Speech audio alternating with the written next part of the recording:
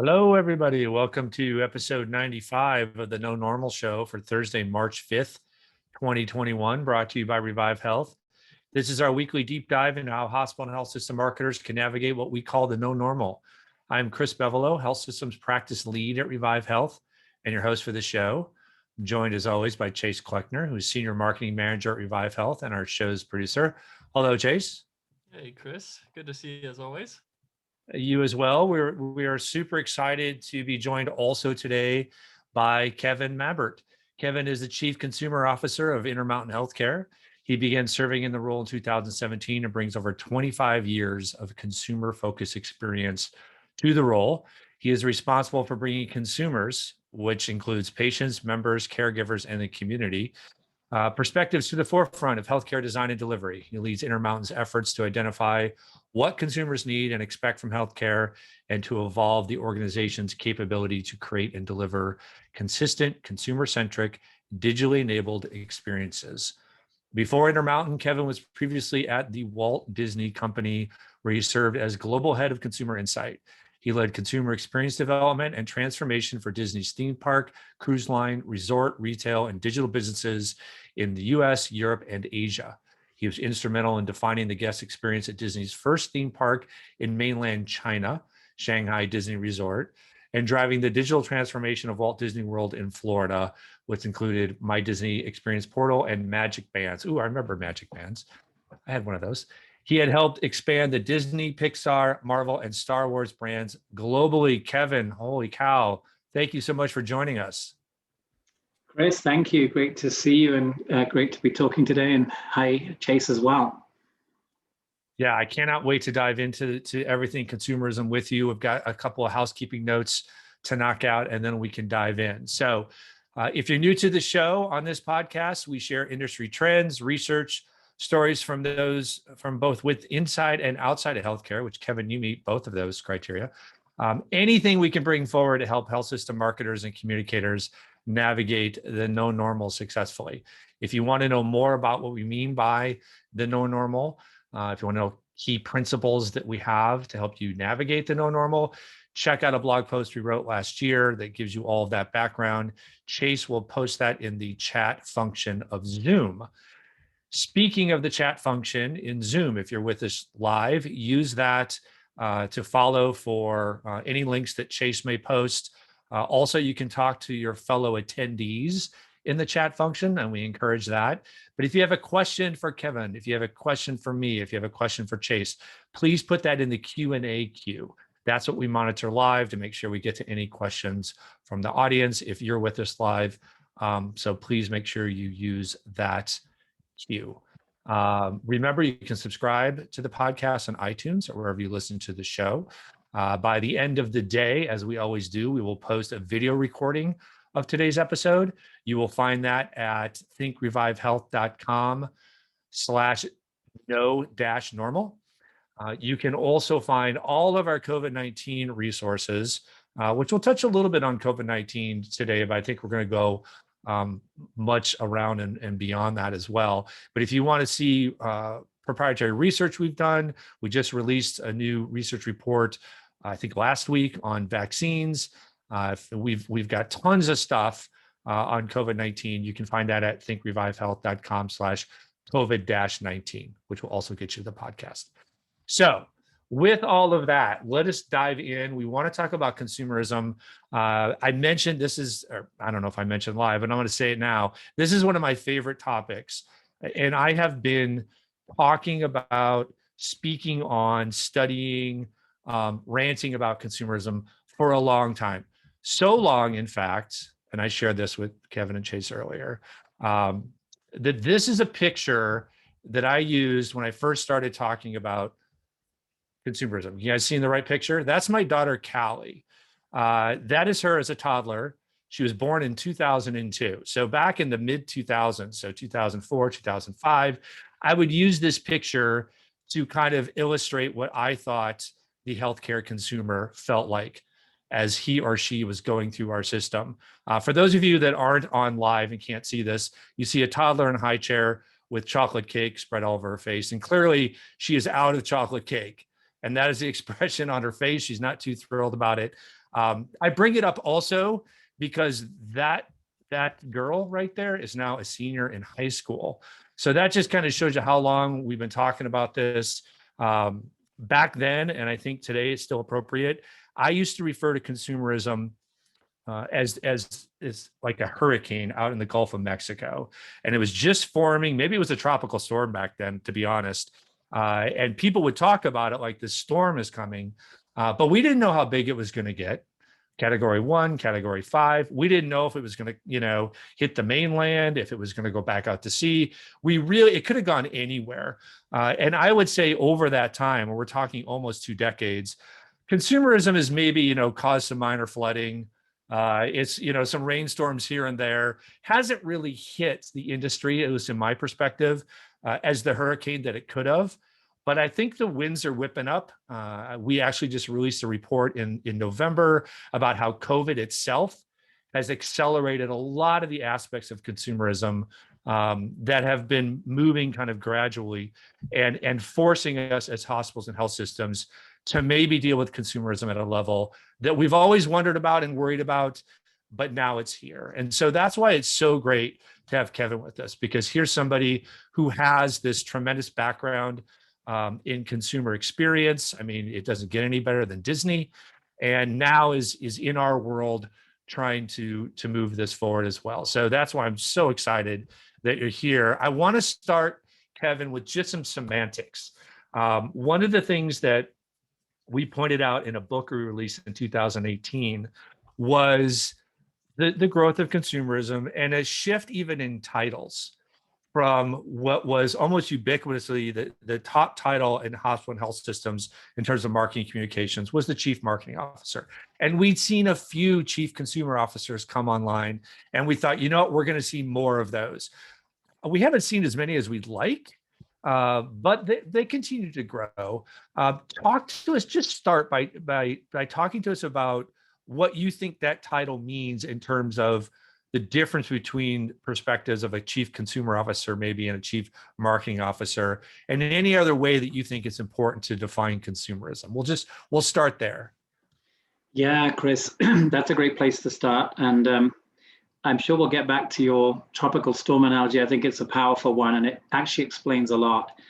I've been in healthcare for 3 years now, having left Disney, and I have both titles, in fact, the chief consumer and the chief marketing officer. So I see that duality, and I don't, other than the obvious functional, kind of role of a marketing and communications lead, don't pull them apart as much as possible. Part of how I think about all of this is through the lens of the consumer, and they most often don't think about an ad campaign or a website or a digital health portal as representing an organization. They're just touch points. And we need to sort of blend away some of that organizational and even kind of that nomenclature in really framing and engaging and designing experience marketing, whatever you will call it, around them. And it should feel more seamless. So the idea, that something would come from the marketing team versus would come from the consumer experience team makes no sense to a consumer in my mind. And so we have to be very mindful of that and what it implies internally, but be super mindful about what it should not imply or make in terms of differences externally. So that's an initial thought on that. The word consumer, having come from Disney and other places, it's a word I've lived and celebrated and worked with throughout my working life.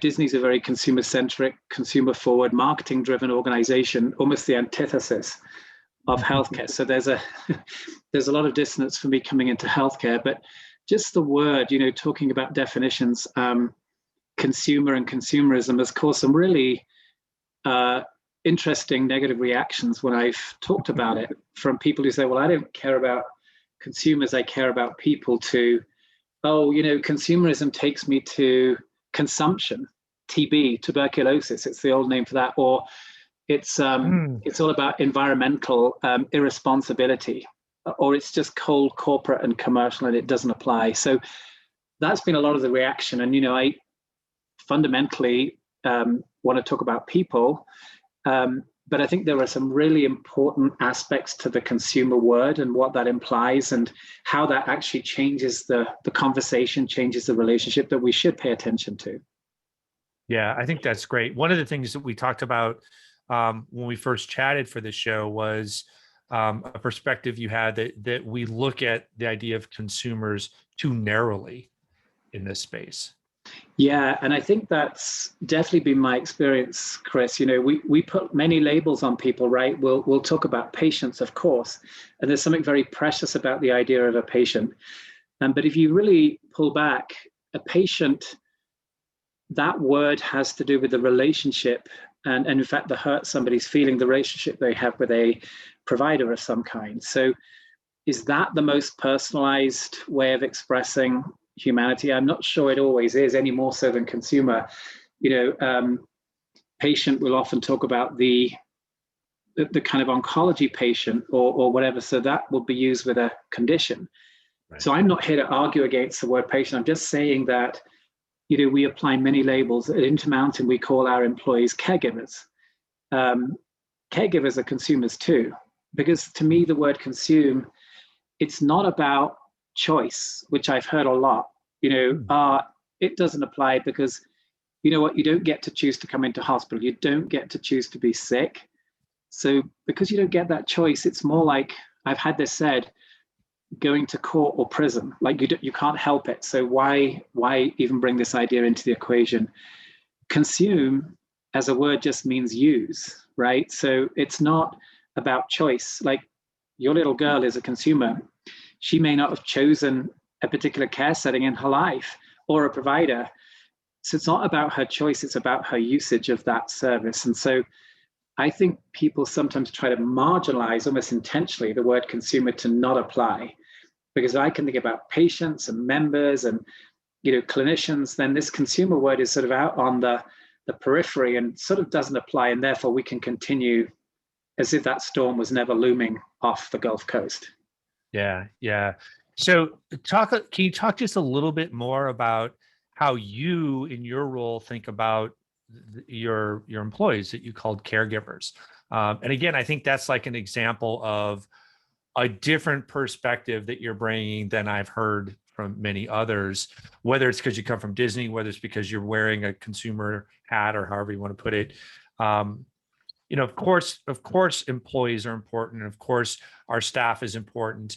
But thinking them differently is kind of a new concept. So go a little deeper there.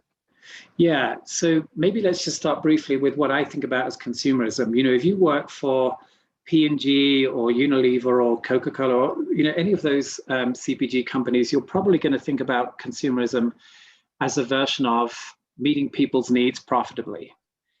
And, you know, for me, consumerism is really a little broader. It's about anticipating and meeting people's needs and expectations in a way that also enables you to deliver on your mission and your business objectives. So this is not some open-ended kind of we'll give you what you want type of a deal, but it is about understanding people's needs and meeting them. And now we've always thought about and met clinical needs. Clearly, it almost goes without saying, but really consumerism is far more holistic than that. So it runs the gamut from your financial needs, your rational, your irrational needs, your emotional needs, your psychological needs. And so we have to, and I think healthcare is moving this way, think much more about the whole person and their needs that really transcend the clinical. And that's what consumerism is. And if you think about it like that, I don't think it's a million miles from the purpose of medicine from the very beginning. You know, I really don't think it's so far apart. I was with some colleagues. We did a session up at Cleveland Clinic as guests. And the topic was when humanism met consumerism, as if those two were some sort of like, you know, characters in a Marvel movie that were going to fight to the death. For me, coming from the world I've come from, humanism and consumerism met decades ago, and they get along famously. Like, there's not so much distance between them, because consumerism is not that cold corporate thing. You know, it is fundamentally about, it's kind of peopleism. And So let's just talk then quickly about the caregiver, since you asked. So if a consumer is somebody who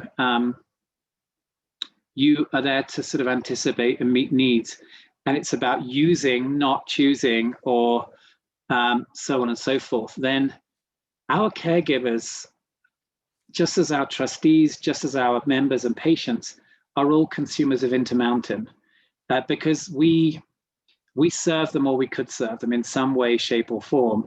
So I think very, very broadly actually about the word consumer. And so that means we're trying to shape and optimize the trustee experience, the caregiver experience, as well as the patient and member experience, really trying to bring that together. And in some cases, because as an individual, you have all of those labels. We have caregivers who serve on boards, who maybe a patient, certainly probably are a member at a certain point. So those labels are just labels. You know, the person at the heart of all of that is the same person. So why would you pass their needs as a caregiver versus their needs as a patient? It's really getting back to the person. Yeah, I think that's great. And you mentioned this, and I wrote it down because I think it's why this has become a trend, if you will. Why it's something that's evolved over, at least 20 years, and that's the word expectations. Mm-hmm. And I think that is what's changed, and it continues to change, and that is at the heart of that storm. I'd love for you to say yay or nay or react to, we have talked about the reason expectations are changing over this time period are look, consumers have access to way more information than they ever did before. So if you go back to the early 2000s, right, when my daughter is 2, the internet is still just barely getting its legs under it. Then you have social media. Before that, where did you turn to get information on this, right? And as you get more information, your expectations grow about what's possible. You also, over this time, have more choices. And you're using the word choice about, I don't have a choice when I have cancer, but I do have a choice as to whether I get cancer care here or there.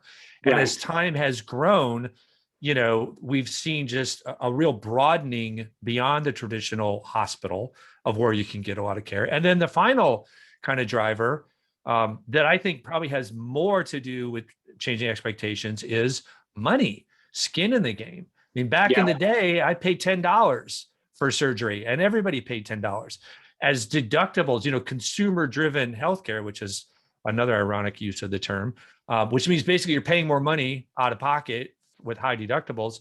That has only continued to grow. Most people now deal with, if you have a $500 deductible, you should count yourself lucky. A lot of people, it's $1,000, it's $5,000, and boy, if I got $5,000 on the line, look what happens to my expectations for the experience. Yes. And so that, I think, goes to why this is continually something that we're having to deal with. Does that line up with your sense of it? It does. And I think there are more and more ways, to your point, Chris, that consumers now can kind of have agency. In other words, through peers, through reviews, through just transparency of things like the internet, feel more empowered, more choiceful, more even control potentially. And that's happened in almost every walk of people's lives. To me, healthcare, probably alongside education and government, are probably 3 of the main industries left still not having met that storm. But it's come through, and it's reshaped every other part of our lives. And why on earth would it be different in healthcare? Because again, it's the same people. And when you talk about expectations, we're currently we've launched a platform, a consumer platform, to help people find, manage, and pay for care. And we may talk a little more about it, but fundamentally we thought, well, why is finding care, booking online, such a terrible experience when you think about Delta, for example? So, booking a seat with Delta or other comparable airlines is a very straightforward thing these days. And so why can't booking in healthcare be an equivalent experience? Payment is about the most dreadful experience in healthcare.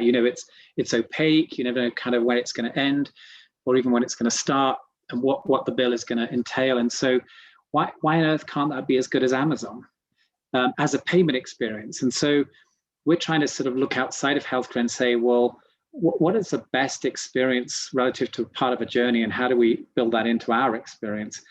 because that's the thing about expectations. They are not created within this bubble called healthcare, because if they were, we would always be stuck.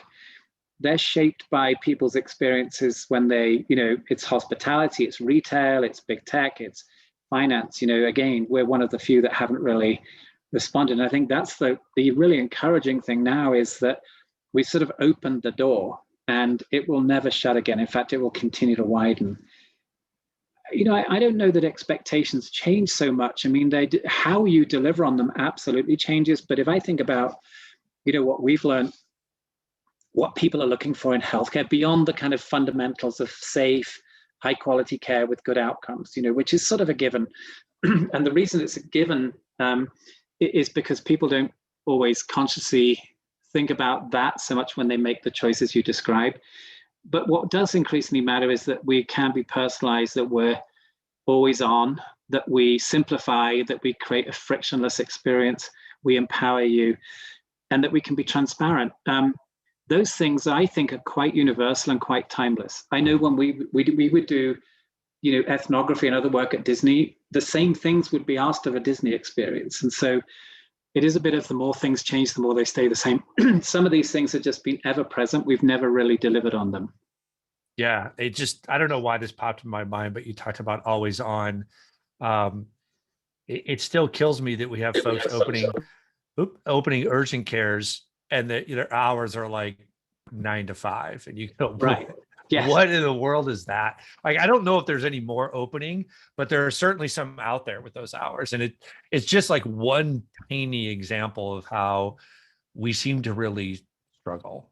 Yes, because that's because we've thought through an operational lens and probably a cost lens rather than a consumer lens. Now, of course, there's practical implications of opening an Instacare 24/7, but if you're not doing that, then find other ways to support people 24/7 through digital or other tools. I mean, that's the piece too, Chris. I think we've got to be really thinking about not just like standing up digital tools, but a place like Disney thinks in every single corner, in every single moment. And how can we really join the physical, the in-person, the digital to feel as good as every other part in the journey? Yeah, talk more about that, because I do think, especially over the last couple of years, the idea of overhauling, evolving, transforming the consumer experience often goes right to the digital experience. And it's understandable because there's so much work to do there. And it's also an improvement over the traditional patient experience, which often just looked at bedside, pathways once you get in the hospital. So it's an encouraging thing, but it's like a pendulum, right? We don't want to go we're too far to just thinking about what happens when you're in an inpatient hospital room to all we're thinking about is digital. So can you talk a little bit more about how it's important to think beyond digital?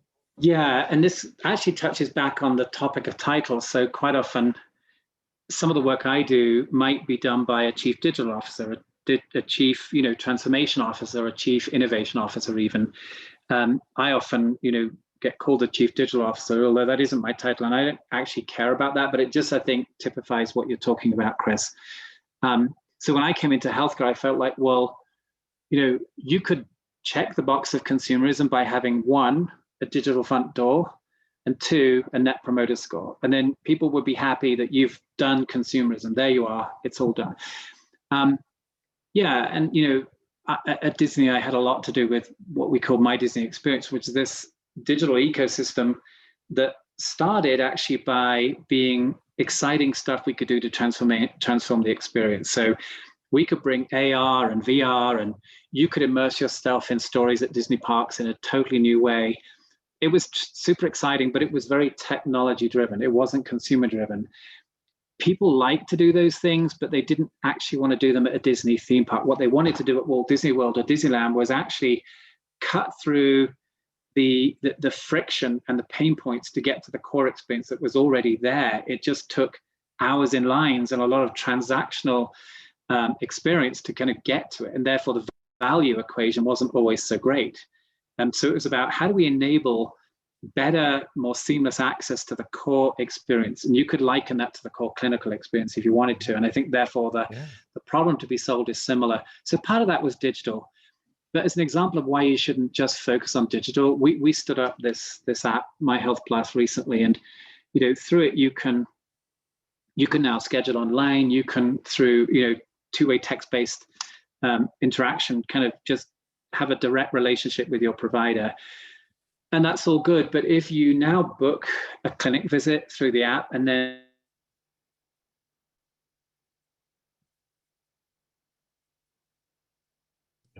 did we lose Kevin? I think we might have. He was on such a good point. We'll see if he comes back. We're live, right, Chase? This is always surreal. I never know if it's just me in a bubble or if it's. Let us know if you're in the chat that we're live. Post something in the chat right now if you're a frequent guest, as Kevin comes back on. Oh, good, we're live. Thank you, Vic. So yeah, picking up on what he's talking about, and I know he'll know to dial back in. Yeah, I would love to hear actually questions from people if they have them for Vic when he comes back in, or we can certainly answer some as we go. This is just such a it's such a big topic, Chase, but it is a passion for me personally, and not just because I get to show pictures of my daughter.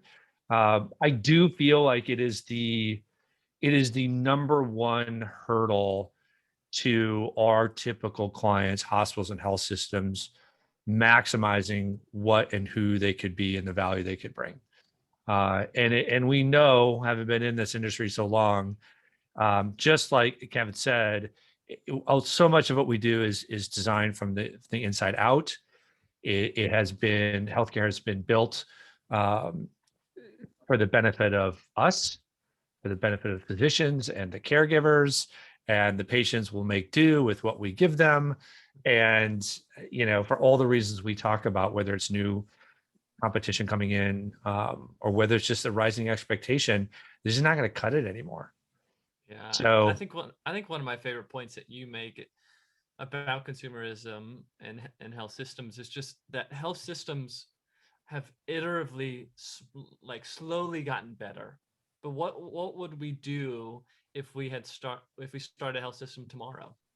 And we would start that from a digital perspective, right? Like everything would be from that angle. And it's interesting to hear someone from the outside of the challenges that they're facing, but also the priorities that they're trying to bring to the table.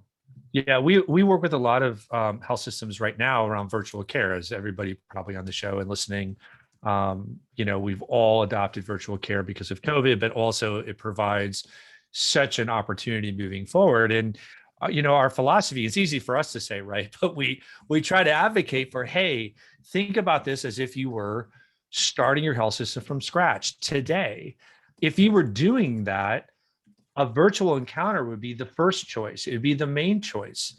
The in-person would be the option, would be the secondary choice, wherever possible. We know in our world, there's a lot of stuff that we do that has to be in person. Surgery has to be in person. Maybe someday surgery won't be. But for most of what we do, it can be virtual, right? And so if you were designing a system today, if Kevin was at Disney designing a health system, they would probably start with the wristband. They would probably start with, hey, anything you want from us, it's going to start with a virtual visit. And then we'll figure out if there's a personal one. So Kevin, you're back with us. Yeah, Chris, I clearly had the inevitable internet breakage, so I switched to my phone. Hopefully the sound and the vision is fine. I'm going to stick with this if it is.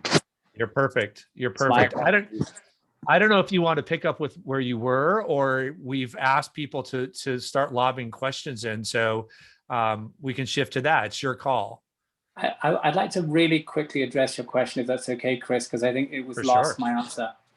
So you talked about the importance of the digital relative to everything else, and the digital is clearly critical, but if we only focus on digital, we're not addressing the end-to-end journey. And I've learned in previous lives that the digital experience, as you really enhance that, can shine a very harsh light on the non-digital parts of the experience. So, and that transition from digital to in-person has to be as seamless as the digital itself. Otherwise, all you're doing is introducing new pain points and breakages. So as an example of that, our digital front door, you can now schedule online in the palm of your hand. Many of us do this already. But if you now show up at the clinic having had that beautifully simple experience online, and then you're running late and we didn't tell you, and then you've got a really frustrating experience, all the more frustrating actually because you've had this elevated prior experience. And similarly, you can now text through the app, so you have the direct relationship with your provider, which was not normally possible before.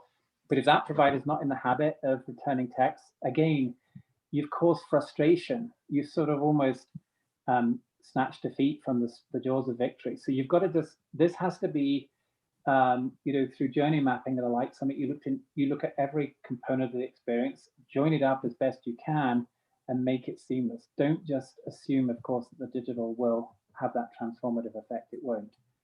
So back to you, Chris. I think you said you had some questions. Well, I'm going to add to that because I had an experience today that speaks exactly to what you're talking about. And Chase, I've sent you a link to include. I don't know if I should be embarrassed about this, but I'm a huge TikTok fan, especially given my, I'm only 35, but my age, I get teased a lot. I'm probably the #1 TikToker in our agency of 100 people that's full of millennials and Gen Zers. But I'm having Chase share a link to a TikTok from Key and Peele that captures my experience, my video visit experience today with my doctor. And we all know the experience where there's a delay. And we don't know there's a delay, but there's a delay. And so I'm talking, but then you're talking, and we're talking over each other.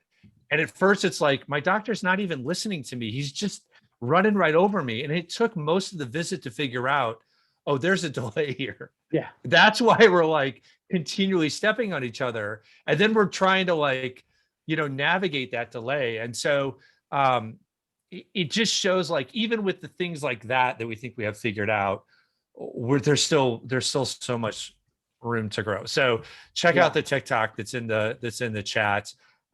It's hilarious. Everybody's experienced it, but I had it today with my doctor. But it's a great reminder, Chris, of just however digital you go. And it's not, I don't think we should ever aspire to be digital companies per se, but enabled by digital. And the humanity, the profound humanity of healthcare, I think still needs to be the prevailing feeling, the experience. So yes, if we do digital, we want digital to feel human as best we can make it feel like that. Because I think if we lose that part, we've lost a really important connection and differentiator against some of the newcomers to healthcare who don't have that relationship with the people they serve. Let me before we get to, we've got one question. I would encourage people who are with us to post questions to Q&A. While you were out, I posited something, and I want to put it in front of you to see if you agree or not. And one of the things, we work with a lot of systems around virtual care strategy, clearly something that we're trying to expand as health systems. And one of the things we say is like, look, try to think about this, as tough as it may be, as if you were starting a health system from scratch today.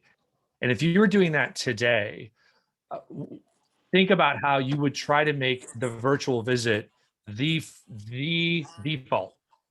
Because in most cases, it can be the default. It doesn't mean we get away from the humanity that we're talking about. Clearly, there are things that have to be in person. But if we were redesigning the system from scratch, we would have every encounter be virtual first, because why not? It's easier. And in fact, that might improve the experience, assuming you don't have the delay kind of thing I'm talking about, or other issues. But boy, would that be a different way to structure virtual care than making it the option, something that I have to dig to figure out how to do, or that physicians are kind of like, well, I'll do it if I have to. Boy, make it the front door, and then if you need in person, we'll get you there.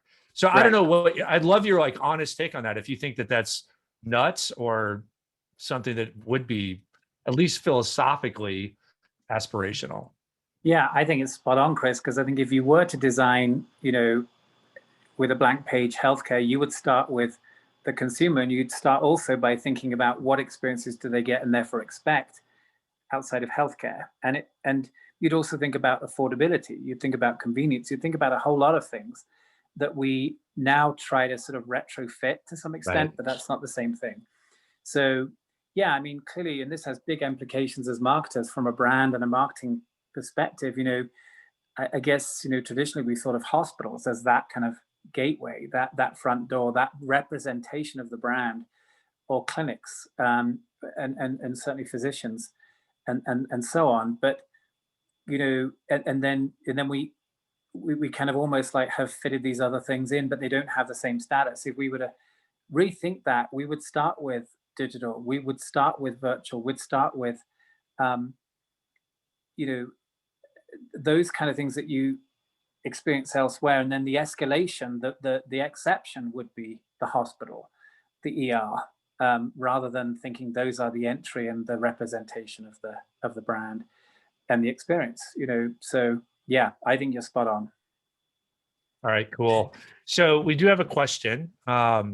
Somebody has asked, and also I see in the chat that our TikTok link is broken. The link in there, Chase, looks like way longer than the one I sent you. So, yeah.